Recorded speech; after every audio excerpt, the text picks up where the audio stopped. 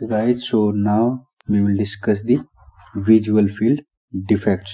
So let me discuss first how a visual field actually work, how actually we see. So as you can see, this is our optic nerve, right, which is collecting information from our retina. Our retina actually inverts everything. So on the left side of a retina, also known as the temporal retina, it actually records the vision from our right side from nasal side, right? So temporal retina actually record view from your nasal retina, same as nasal retina also known as the right side retina. It record vision from our temporal field of view, and information from here travel back to our optic nerve, which is close to other side, only the internal nerves, right? Only the internal nerves, right? Medial nerves crosses to other side, right? Crosses to other side. So you can say nasal fibers mostly crosses to other side, but some fibers, the distal fibers actually do not cross over and they carry information from the same side only, right? So they carry information in the ipsilateral direction. So any lesion on our proximal side, on like you can say any region ahead of our optic chiasma, this is our optic chiasma, any region in front of the optic chiasma give the defect on the ipsilateral side, but any lesion on the contralateral side give the defect on the contralateral side, right? So the lesion here affect this side, but lesion on this side affect only this side, right? In the same way, after the lateral geniculate, this is also known as the lateral geniculate nucleus, which carry field of vision back to your visual cortex, which is as the occipital lobe.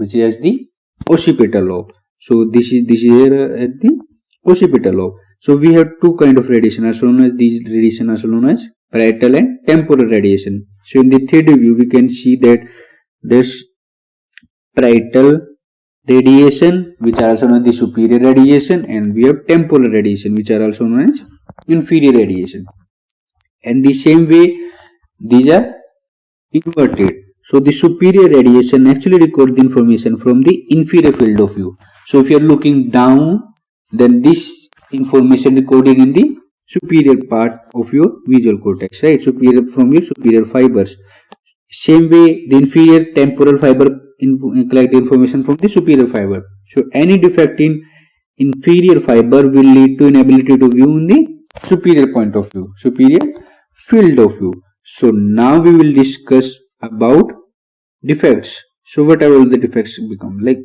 So for example, I just say the first defect is at this level. This is a first defect. So if any lesion, like for example, you cut the nerve from here, so you won't be able to collect any information from this side. Any information from this side will be blocked. So there is no information for the transfer of the information. So in this way, you won't be able to view anything from this side, anything from the right eye. So you will have a anopia. What will happen when you defect here? In optic nerve of right eye is affected, so you will have right side. It's only affected the one eye, so monocular it's a complete anopia. Right side monocular anopia. Right, this is how it look. You won't be able to see anything from your right eye, only your left eye will be able to view. Right, this is your right monocular anopia. Then for example, you have defect at the optic chiasma. This is your side of defect. So here what will happen? All the information from this side, from these nerves, right, it won't be able to travel. So which nerve carry? These nerve, right? So you won't be able to view anything from your temporal field of view. This is your temporal field of view. You won't be able to record any information for your temporal field of view. But your nasal field of view is correct. Only this part is defect. Same here. Only this field of view, temporal field of view is affected. This side normal. So these fiber will still continue the information. right? But information from this side is blocked, this side is blocked. So you just have the bitemporal, because both sides are affected, so bi, and both sides is affected, so bi, but on the temporal field of view is affected, only temporal field of view is affected, so it's a bitemporal. But is it complete? No, you won't be able to see only half of it, so it's a bitemporal hemianopia. Bitemporal, this is how it's look. You won't be able to view anything from the temporal field of view. This is your temporal field of view. So it's a bitemporal hemianopia. Bitemporal hemianopia. Right? So now we will see what happens when you have a defect on this side. This side is affected. What will happen? Yet, what will happen on these sides are affected? This part is damaged, right? So this is a third defect, right? So in this way, only the nasal field of view will be affected, right? Only the nasal field of view, because there won't be any travel of information from the nasal side. This temporal side is correct. Temporal side is correct. So same way, it's going to be a bi, because both side, nasal because only nasal field of view is affected, hemi because it is half of the eye affected, anopia because we cannot see. This is how it look. Inability to view on the nasal field of view is lost, right? Okay, so now we have discussed this. What happen if we damage an eye at this point? At this point, now what will happen? This is a fourth defect, right? What happen if your eye is affected on this side? So you can see after the chiasma, information will be contralateral. So information from this side is traveling to here, but it cannot go beyond this point. It cannot go beyond this point. So we cannot be able to view anything from this side. We cannot view anything from this side, right? So what kind of vision is this? Which kind of vision is this? It's going to be hemianopia, right? But it's going to be left side. Left eye is affected, so it's going to be left side, right? Only the left field of view is affected. This part, this is left, this is left. This side is affected, right?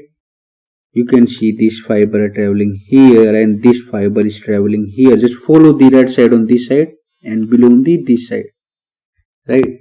So it's going to be a left side, yes, and it is same direction. So it's going to be a homonymous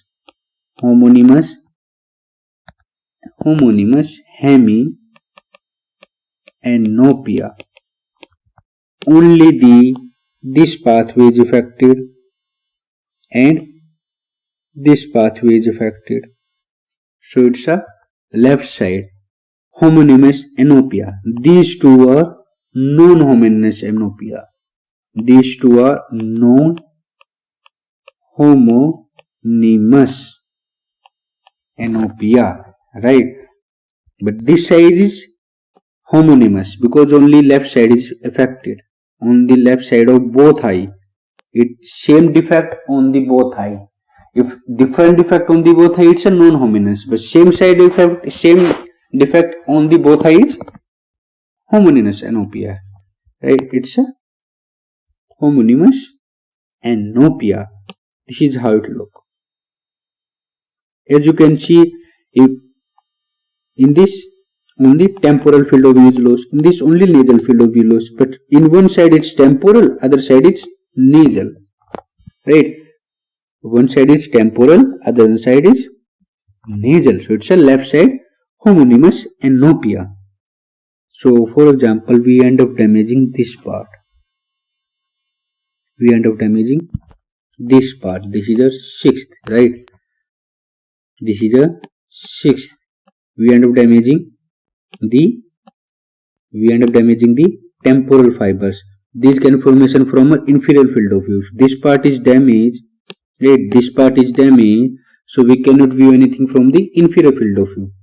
We cannot be able to view anything from the inferior field of view, right? So we can see this is how it look. This is how it look, right? So as we can see, we cannot see left side, very sure, right? We cannot see left side, right? Which part? Only inferior. Is it half? No. Only the quadrant. Only the quadrant. This is half. This is half. This is known as hemianopia. But it's only half of the half. So it's a quadrant. Left inferior quadrant hemianopia. Right? Only the, let's talk again. Only the fiber from these are superior parietal fibers, right? Superior parietal fibers. These are these fibers, right? These fibers are carrying information from the inferior field of view. Inferior field of view. So if we cannot see this part, so only the inferior quadrant is affected. Only the inferior quadrant is affected. This is known as left inferior quadrant hemianopia. For example, we end up damaging a temporal pathway. What happened? Same temporal pathway carrying information from the superior field of view, right? So we won't be able to view anything on the superior field of view. So we are going to damage only the superior quadrant, right? Only the left side, right, superior. This is inferior. This is superior. Superior, inferior. Superior quadrant, because only the quadrant is affected. Hemianopia, because it's not a complete loss of vision. So this is our left superior quadrant hemianopia. It's a difficult name, but if you look at the concept, it's very easy. It is very easy. Now just look at what happen if we damage both of them.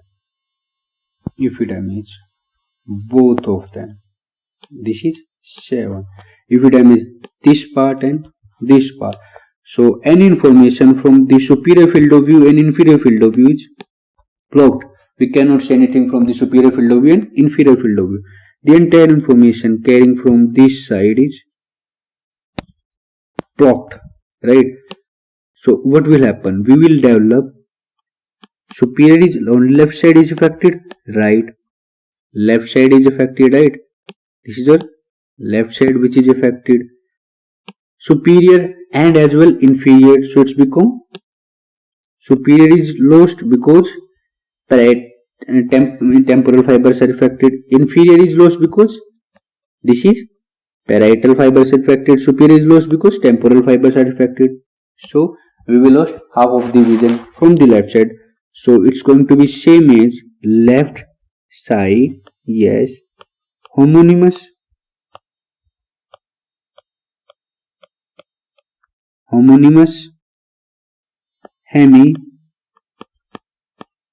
Hemianopia. Left side homonymous hemianopia is the same as this one. Same as this one, right? Because you are completely blocking the information from your left field of view. This part is blocked here as well as here. Same, right? This part is blocked in the 4th and in the 7th. right? Same. Now what will happen in this area? For example, see, there is supply coming from our posterior carotid artery, right? Posterior cerebral artery actually, right? And this supply coming from the middle cerebral artery, right? This point fovea, which is actually supplying to your fovea in your eye. So when this eye artery is blocked, but a small amount of supply is coming from this part, right? So your PCA is blocked, but the macular region of your eye, macular region of your eye is supplied by the MCA. Macular region is supplied by your MCA. Great. So except this part, the entire part cannot accept the blood supply. So there is no blood supply to any other part, but only the macula is unaffected. Macula is unaffected. So what happened? What happened? You are going to develop same feature and information from this left side is blocked, right? And information from this side and from this side is blocked, only except the macular region, right? So definitely you are going to have left homonymous right, anopia, right? But with macular sparring, that's how it look, right? We will discuss them again. This is right side monocular anopia, right? Temporal region is affected, so bitemporal hemianopia, right? This is your bitemporal hemianopia. This nasal side is affected, so it's a binasal hemianopia, right? Only the left field of vision is affected, so your left side homonymous because it is same on the both side, hemianopia because half of the vision is lost. In this you have left inferior, left side, right? Between left and right, left side is affected. Inferior, right? Superior and inferior, so inferior is affected. Quadrant, only quadrant, not the half of the eye, just the quadrant is affected. So left inferior quadrant hemianopia. This is left superior quadrant hemianopia. Left homonymous hemianopia, and this is your left homonymous macular speck anopia, right? So these are a visual field defects, right? If you have any doubt, you can always message me or contact me comments. Thank you very much.